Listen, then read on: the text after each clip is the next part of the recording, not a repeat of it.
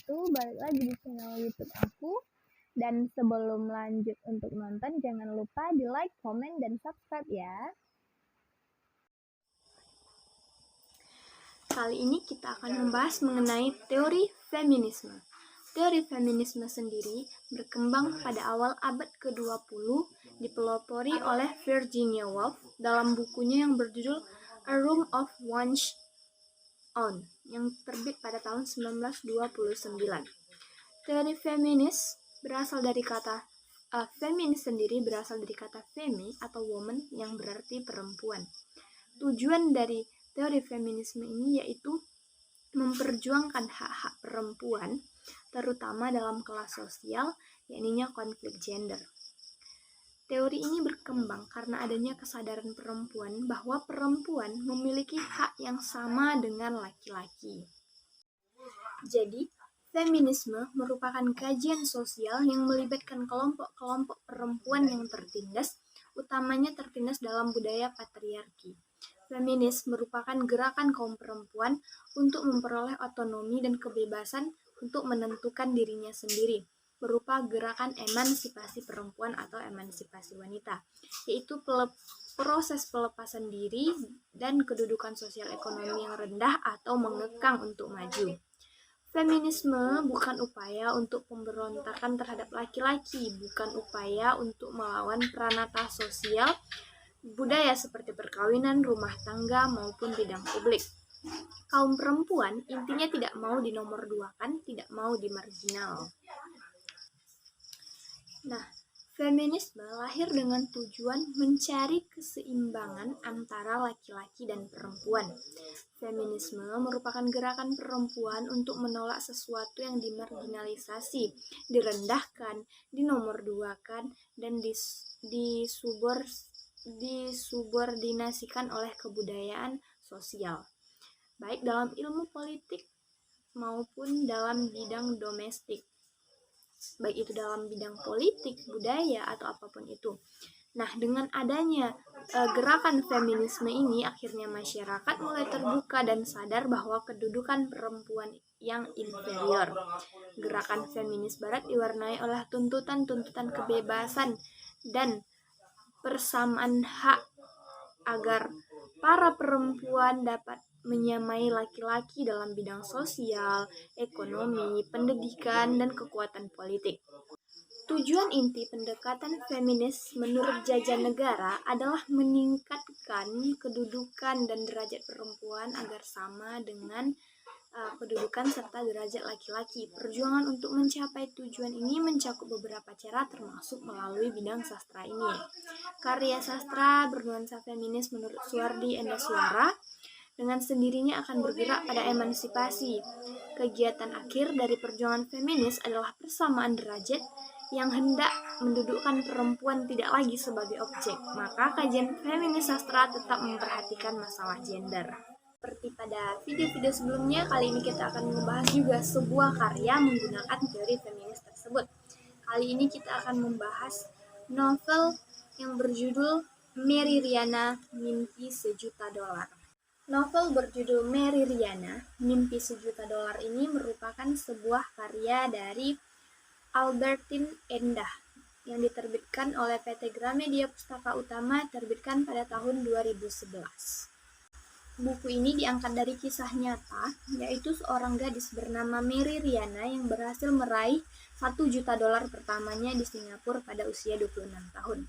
Mary Riana merupakan seorang gadis yang dekat dengan keluarganya yang terlahir dari keluarga sederhana. Ayah Mary Riana merupakan seorang pebisnis dan ibunya seorang ibu rumah tangga. Menceritakan tentang perjalanan hidupnya di negeri Singapura, berawal dari kerusuhan besar di Jakarta pada tahun 1998, yaitu tragedi Trisakti. Ia terpaksa berpisah dengan keluarganya karena kerusuhan Trisakti yang terjadi pada tanggal 14 Mei 1998. Dalam peristiwa tersebut, penjarahan berada di mana-mana, yang menjadi sasaran utama adalah kaum etnis Cina. Karena peristiwa tersebut, Mary Riana terpaksa mengungsi ke negara Singapura walau tetap ingin bertahan di Jakarta. Kedua orang tuanya tidak mengizinkan Mary untuk tetap tinggal di Jakarta dan memintanya segera berangkat agar terhindar dari ketidakstabilan negara itu. Namun, dalam perjalanan menuju bandara, ia dan keluarganya malah dihadang oleh penjara dan terpaksa melepas harta bendanya agar terbebas. Nah, untuk membelikan Mary tiket untuk berangkat ke Singapura pun, mereka harus menjual barang-barang yang tersisa. Nah, sesampainya di Singapura pun, Mary Riana harus mencari tempat tinggal, memutar otak bagaimana ia bisa bertahan hidup dengan bekal seadanya. Mary Riana ingin mewujudkan mimpinya berkuliah dengan bekerja keras dan kecerdasan yang dimiliki. Ia bisa tinggal di asrama dengan lulus seleksi di salah satu program perguruan tinggi Singapura. Mary Riana berkuliah di NTU, Nanyang Technological University dengan jurusan Electrical Engineering. Nah, namun cobaan yang menimpa Mary Riana belum berakhir. Mary hidup dengan biaya seadanya, hidup dengan menyedihkan karena biaya yang ia miliki dalam mencukupi kehidupannya selama 1 minggu itu hanya $10. Dan ia juga harus membayar uang kuliah sebanyak $40.000 agar bisa masuk kuliah. Pada saat itu, dana yang dimiliki Mary tidak mencukupi sehingga ia meminjam dana beasiswa dari bank pemerintah Singapura dan harus melunasinya setelah ia lulus dan bekerja. Mary Riana berjuang untuk mendapatkan penghasilan dan mencukupi kebutuhannya di Singapura karena tidak ingin mengandalkan uang yang dikirim orang tuanya. Maka Mary rela melakukan pekerjaan yang berat dan banyak agar dapat membiayai dirinya. Namun belum ada satupun tempat yang menerimanya bekerja. Mary Riana tetap gigih dan akhirnya menemukan pekerjaan dengan gaji yang sedikit. Disitulah Mary Riana berpikir bahwa ini adalah kesempatan baginya untuk tidak menyusahkan orang tua dan bisa membanggakan mereka dengan berkuliah, juga sukses di kemudian hari. Mary Riana pun memfokuskan diri dalam perkuliahan dan berpikir keras untuk mendapatkan pekerjaan. Juga melipat gandakan uang yang sekarang ia miliki. Pekerjaan yang diambil mulai dari menyebar brosur, berbisnis online, bekerja di suatu restoran, hingga bermain saham dengan resiko yang sangat tinggi. Ia juga mengalami keterpurukan karena mengalami penipuan dan semua uang yang diinvestasikannya itu hilang. Mary kemudian mencoba bangkit dari keterpurukan, berusaha menjadi seorang pengusaha. Ia mempelajari cara berbisnis karena tidak memiliki pengalaman sedikit pun di bidang tersebut. Mary Riana memulainya dengan mencoba mengikuti berbagai seminar bisnis serta ikut bergabung dalam organisasi mahasiswa yang berhubungan dengan bisnis. Saat sudah siap, Mary memilih menekuni industri perencanaan keuangan yang dirasanya dapat mewujudkan mimpi dalam waktu yang relatif singkat. Mary Riana memulai membuka bisnisnya bersama seorang teman kuliahnya yaitu bernama Alfa, hingga suatu saat bisnis yang mereka rintis semakin melejit. Bisnis tersebut membuat Mary Riana semakin menjadi sukses dan hal yang dilakukan Mary Riana tersebut membuat Alfa, teman bisnisnya tersebut, jatuh cinta kepada Mary. Namun, di samping kisah cintanya bersama Alfa, impiannya juga terwujud dalam mencapai keberhasilan sebelum umur 30 tahun. Selama bertahun-tahun dia bekerja keras, akhirnya Mary Riana berhasil mengumpulkan $1 juta dan melunaskan uang pendidikannya sebesar $40.000 yang selama ini menjadi impiannya untuk membantu kedua orang tuanya. Semua itu terjadi pada 2003 dan waktu itu usia Mary Riana berusia 26 tahun. Nah, kembali ke teori feminisme tadi. Jadi, selama ini perempuan seringkali dikuasai oleh kaum laki-laki atau disebut dengan budaya patriarki. Patriarki adalah sebuah sistem dominasi dan superioritas laki-laki, sistem kontrol terhadap perempuan di mana seseorang dikuasai. Dalam patriarki melekat ideologi yang menyatakan bahwa laki-laki lebih tinggi daripada perempuan, bahwa perempuan harus dikontrol oleh laki-laki, dan bahwa perempuan adalah bagian dari milik laki-laki. Dengan demikian terciptalah konstruksi sosial yang tersusun sebagai kontrol, atas perempuan dan laki-laki berkuasa penuh mengendalikan hal tersebut. Nah, dalam novel Mary Riana Mimpi Sejuta Dolar ini terdapat nilai-nilai feminisme yang terdapat dalam diri tokoh utama dalam novel tersebut, yaitu Mary Riana, berupa di bidang pendidikan, sosial, dan ekonomi. Nah, pertama kita lihat dari bidang pendidikan. Berdasarkan hasil analisis dalam novel Mary Riana Mimpi Sejuta Dolar, di bidang pendidikan yang dimiliki oleh tokoh utama yaitu Mary Riana, nilai tersebut ditunjukkan oleh Mary Riana saat menjalani kehidupannya di Singapura saat kuliah. Nah, pertama kita akan mengkaji melihat feminismenya, yaitu dalam bidang pendidikan, di mana tokoh Mary Riana sendiri itu merupakan seorang perempuan, namun ia tetap melanjutkan studinya ke jenjang perkuliahan. Jadi, pendidikan tidak hanya dianggap dan dinyatakan sebagai unsur utama dalam upaya mencerdaskan bangsa, di sisi lain pendidikan juga harus menyentuh kebutuhan dan juga harus relevan dengan tuntutan zaman. Perempuan dalam pendidikan juga diarahkan agar mendapat klasifikasi sesuai dengan taraf dan minatnya.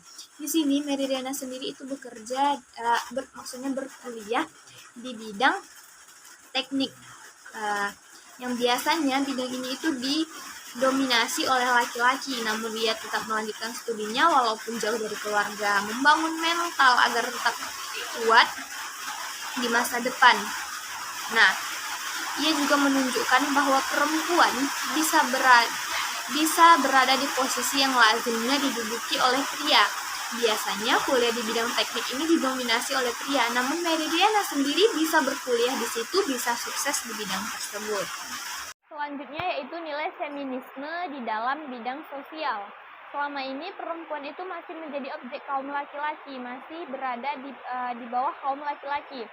Perempuan hanya boleh bekerja di ranah domestik, yaitu di dalam pekerjaan rumah tangga. Berarti perempuan hanya boleh memasak, mencuci, mengurus anak.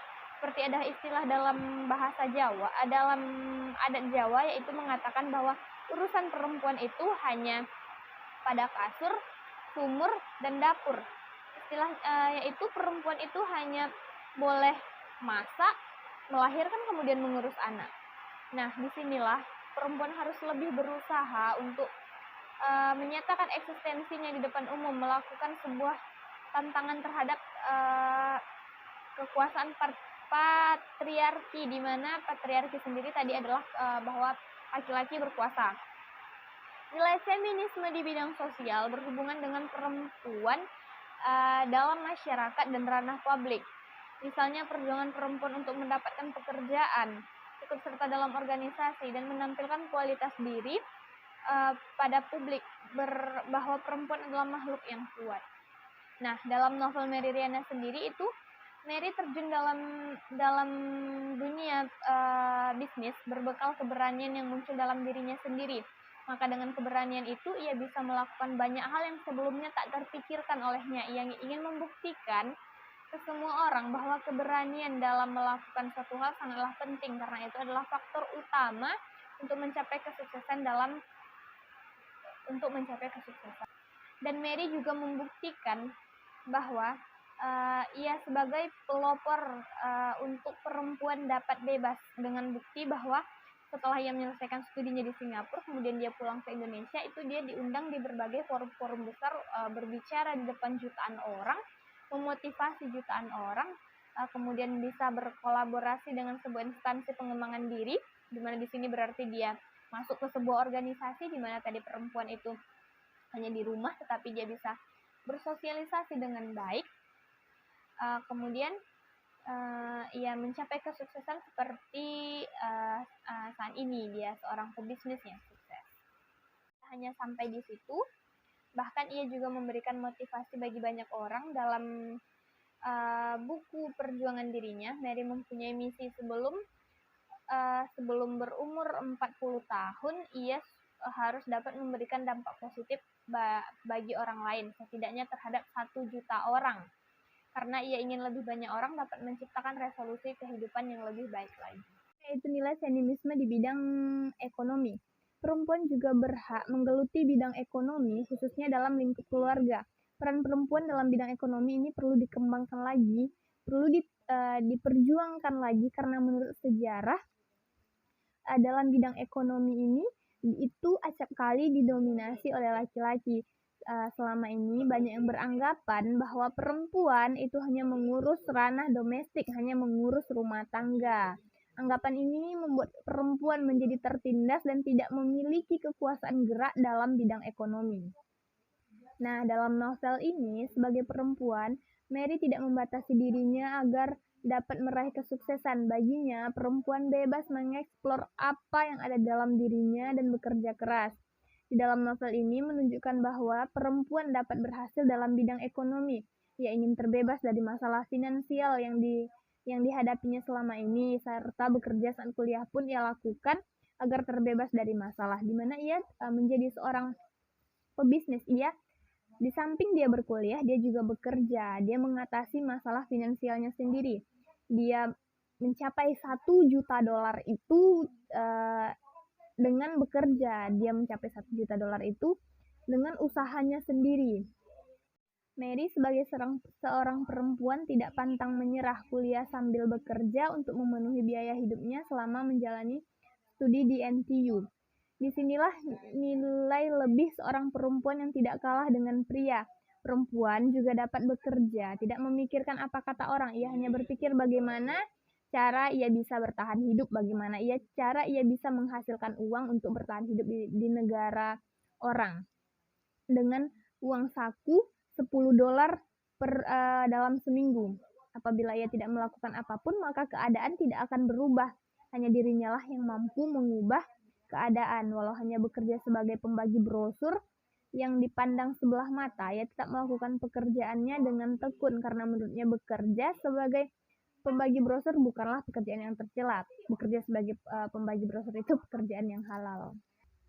Perempuan tidak selalu lemah dan tidak selamanya bergantung pada laki-laki. Perempuan juga bisa kok menghasilkan pundi-pundi uang, menghasilkan uang untuk dirinya sendiri. Seperti itulah seharusnya perempuan dapat memecahkan masalah finansial dengan segala kemampuan yang dimiliki tanpa bergantung pada orang lain. Walaupun bagi sebagian orang pekerjaannya dianggap rendah, tapi dengan niat dan ketekunan kita akan mendapatkan berbagai ilmu, tidak hanya gaji atau upah saja.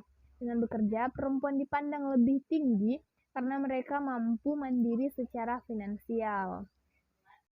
Nah, itulah nilai-nilai feminis dalam novel Mary Riana, Mimpi $1 juta ini. Dan sekian dulu untuk konten kali ini. Sampai jumpa di konten-konten selanjutnya. Wassalamualaikum warahmatullahi wabarakatuh.